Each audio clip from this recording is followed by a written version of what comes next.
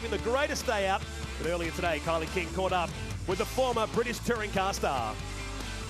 Paul Radisich, a very familiar face. Great to catch up with you again, but geez, this Mustang, she's something a little bit different to what you're used to, no doubt. Well, it sure is. Look, we've been running this car in the Endurance Series here in New Zealand, so I'm sort of used to the car, but we've plonked the very latest NASCAR engine in the car, and the engine will produce 900 horsepower, not this weekend. I think it's somewhere around about 7, but it revs to 11,000 RPM. It just screams. So I tell you, in the car, it's like driving a 4-cylinder. You know, when you're revving, a V8 revving that high is just unbelievable. But hey, it's, you know, the car's still early days developing with this type of horsepower, so we'll just get out there and have a bit of fun, you know.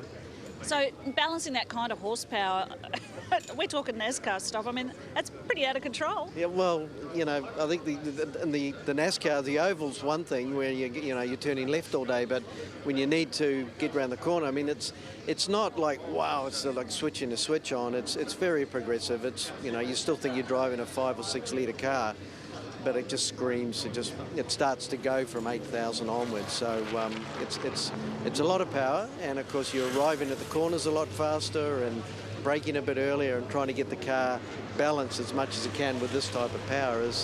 It's a challenge, and you know, people saying to me, well, why are you doing it? Because one, I've never driven anything with this sort of horsepower, and it's a great little challenge. So that's why I'm out there. We're happy to see the Rat back in the field here this weekend, racing in the NZ V8 Touring